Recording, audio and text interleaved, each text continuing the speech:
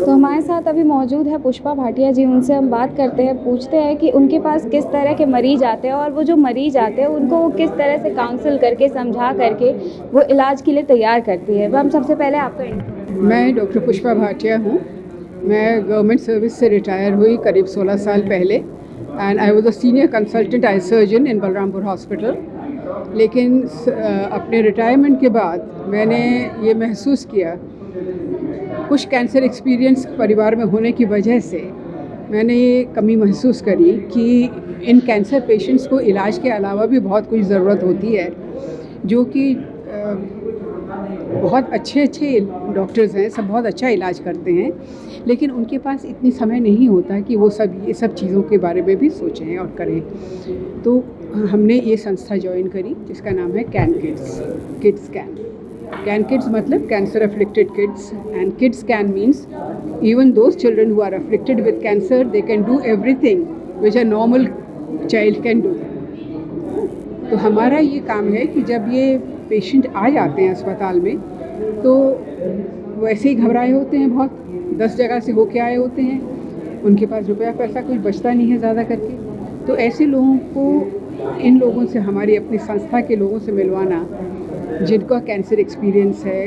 कुछ बच्चे ऐसे हैं जो कैंसर से ठीक हो चुके हैं और अब इस संस्था से जुड़ गए हैं, तो उन सब से मिलवाना और उनको एक ये एश्योरेंस दिलवाना कि आपका बच्चा भी ठीक हो जाएगा और नॉर्मल हो जाएगा, बशर्ते आप सही इलाज सही समय तक करें। सही जगह तो आप आ ही गए हैं, इससे बढ़िया और कोई सेंटर हो नहीं सकता, लेकिन आप इलाज बीच में ना छोड़ें। अब इलाज क्यों बीच में छोड़ते हैं? या तो उनको ये विश्वास नहीं होता कि बच्चा ठीक होगा, तो वो विश्वास दिलाना हमारा काम है ना। दूसरा ये है कि उनको ये लगता है कि बहुत कुछ, मतलब हम उतना शायद नहीं अफोर्ड कर पाएंगे, हालांकि ट्रीटमेंट फ्री है, लेकिन फिर भी कई जगह ऐसा आते हैं जहां उनको कमी महसूस होती है। तो वो सारी कमियां हम लोग दूर करते हैं, क्योंकि हमारा एक ध्येय है कि कोई भी कैंसर का बच्चा बिना इलाज के न रहने पाए। तो किसी भी वजह से अगर वो इलाज छोड़ना चाहते तो वो हमारी जिम्मेदारी है कि वो उस कमी को पूरा करें। तो बच्चों का इमोशनल सपोर्ट है, फाइनेंशियल सपोर्ट है ना, और जो भी उनको ये लगता है कभी कोई चीज़ दवा नहीं मिल रही है, किससे मिलना है, कहाँ जाना है, तो उनका emotional support, navigational support, financial support, ये सारा कुछ हम लोग देखते हैं। और बच्चा जब एक बार इलाज शुरू हो जाता है तो उसकी जो पढ़ाई लिखाई बाधित ना होने पाए, उसके लिए भी एक इनफॉर्मल एजुकेशन सेंटर हमारे डिपार्टमेंट में ही है। आप देखेंगे बहुत अच्छा प्ले रूम है, वहाँ पर उनको खेलने की सुविधा है, पढ़ने की सुविधा है। तो वो एक कुछ देर के लिए अपनी बीमारी भूल जाते हैं, खुश रहते हैं, और उनकी एक स्कूल न जाने की कमी पूरी हो जाती है एक तरह से। और हमारी संस्था सिर्फ इलाज ही तक नहीं सीमित है। इलाज के दौरान तो खैर सब कुछ है ही है, उनको ये भी याद दिलाते हैं कि कब उनका नेक्स्ट अपॉइंटमेंट ड्यू है। उसमें आने जाने में अगर उनको कोई असुविधा है तो उसका भी हम लोग ध्यान रखते हैं, है ना। लेकिन जब एक बार बच्चा ठीक हो जाता है तो उसकी नॉर्मल ज़िंदगी में वापस आने में भी हम उनकी जर्नी में साथ देते हैं। उनका एजुकेशनल सपोर्ट मिलता है, उन्हें अगर कोई पर्टिकुलर चीज़ वो सीखना चाहते हैं उसमें सपोर्ट मिलता है। और जैसे कि आप शायद मिले भी होंगे अभी कुछ देर पहले, उनमें से कुछ बच्चे हमारी संस्था में ही काम करने लग जाते हैं। तो इस तरह से उनकी जर्नी जिस दिन से आते हैं उस दिन से कैन किड्स उनका हाथ पकड़ती है और उनके सेटल होने तक उनके साथ रहती है। किस तरह के पेशेंट्स आपके पास आते हैं, मतलब ज़्यादा जो गंभीर मामला होता है उनको किस तरह से आप लोग हैंडल करते हैं? गंभीर मामले का यही तो बात है ना कि गंभीर मामले में सबसे पहले तो दिल बैठता है कि अब तो ठीक होना मुश्किल है। तो उस समय उनके साथ बने रहना, उनको एक कंधा देना जिस पर वो अपना सिर रख के रो सकें, अपनी बात कह सकें ना, वो एक बहुत बड़ी बात हो जाती है। तो उनको एक ढांढस बंधाए रखना और ये उनको अश्योर करना कि किसी भी वजह से आपका इलाज बीच में नहीं छोड़ना, तो उनकी उस साथ बनाए रखते हैं, उनके साथ कदम के कदम मिला के चलते हैं।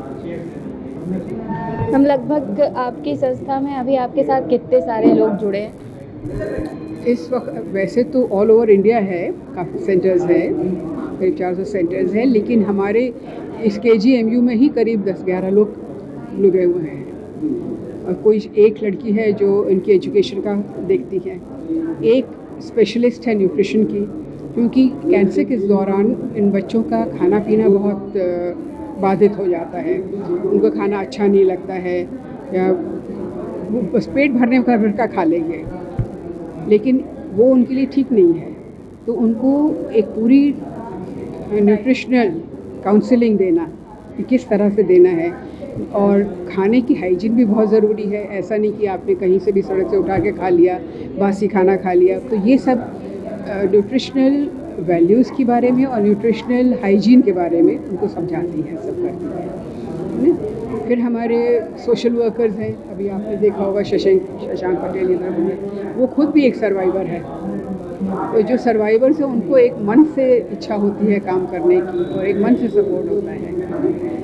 तो 2 सोशल वर्कर्स हैं हमारे यहाँ हैं, डाटा कीपिंग के लिए हैं। फिर एक है अभी आप है नहीं इधर पास में, नहीं तो मैं मिलाती।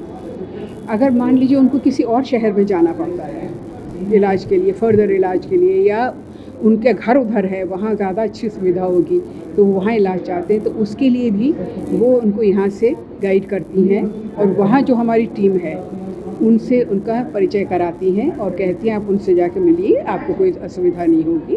तो इस तरह से हम न सिर्फ इसी अस्पताल में बल्कि ऑल ओवर इंडिया जो है अपने पेशेंट्स का ध्यान रखते हैं। अब कितने पेशेंट्स होंगे आपके पास इस वक्त? अब पेशेंट्स तो हर साल के जो है करीब 300-400 तो हो ही जाते हैं। हर एज, मतलब हर एज करीब, पीडियाट्रिक एज हमारा तो है ना 18 साल तक का है। और 18 साल से जो ऊपर आ जाते हैं, थोड़े 15 साल से ऊपर 18 साल तक, वो हेमेटोलॉजी में चले जाते हैं। तो एक पीडियाट्रिक ऑन्कोलॉजी और हेमेटोलॉजी, ये दोनों डिपार्टमेंट्स में हम लोग के बच्चे रहते हैं और दोनों ही जगह उनका इलाज होता है। और जब एक बार वो ठीक हो जाते हैं तो फॉलोअप के लिए एक और बहुत अच्छी सुविधा है। जैसे आपके पास पासपोर्ट है तो आप किसी भी उस कंट्री में जा सकते हैं, वैसे इन लोगों के लिए एक ट्रीटमेंट पासपोर्ट बनता है। तो इसलिए उनको पिछला क्या इलाज हुआ, क्या उनको दवाई मिली, कहाँ पर गए, कौन सा जांच हुई, उसका क्या रिपोर्ट थी, अब इतने सालों बाद सब लोग भूल जाते हैं। तो या तो वो इतनी मोटी फाइल लेके चले, पर उसके बदले अब ये सब डिजिटलाइज हो गया है, क्लाउड पर रहती है पूरी इन्फॉर्मेशन, और उनके पास एक नंबर होता है, आइडेंटिटी नंबर। तो कहीं भी अगर दुनिया में भी कहीं चले जाएं, कल को कहीं उनको नौकरी मिल गई, कहीं और सेटल हो गए, तो भी उस नंबर से उनके पूरा शुरू से लेके आखिर तक का इलाज का डॉक्यूमेंट्स हाथ मिल जाते हैं। इससे उनकी, और अगर कभी उनको कोई असुविधा हुई तो उनका इलाज सही से हो सकता है। मैम, आपके पास जो पेशेंट्स आते हैं वो ऑल ओवर इंडिया से आते हैं या फिर जो पर्टिकुलर जगह होता है वहीं से आते हैं? और आपके संस्थान से जुड़ने का आसान तरीका, रजिस्ट्रेशन करने का या कोई तरीका क्या है? हमसे जुड़ने का मरीज़ों का या काम करने वालों? मरीजों का। मरीज़ों के लिए एक हेल्पलाइन नंबर है, ये लीजिए आप, ये आरंभिक लक्षण है, ये क्या उनका हेल्पलाइन नंबर है। कोई भी इस हेल्पलाइन नंबर पे फ़ोन करके हमारी उसी आकृति चौहान से, जो हमारी कोऑर्डिनेटर हैं, उनसे बात कर सकता है और वो उनके लिए पूरा सुविधा वो कर लेगी, आप रख सकती हैं। धन्यवाद मैम हमसे बात करने के लिए। तो ये हमने सुना पुष्पा भाटिया जी को, जिनका ये कहना है कि वो लोगों को, जो उनके पास पेशेंट्स आते हैं, बच्चे आते हैं जो कि बहुत डरे हुए होते हैं, वो उनका काउंसिल करने में, उनको सही उपचार दिलाने में और समय से अवगत कराने का काम करती हैं, और वो लोग बहुत ही अच्छा काम कर रहे हैं। कैमरा पर्सन अनुराग के साथ मैं Sonali Singh, daily insider Lucknow. UP और देश दुनिया की तमाम ताज़ा तरीन खबरों के लिए गूगल प्ले स्टोर से आज ही डाउनलोड करें हमारा तेजी से उभरता न्यूज ऐप डेली इनसाइडर।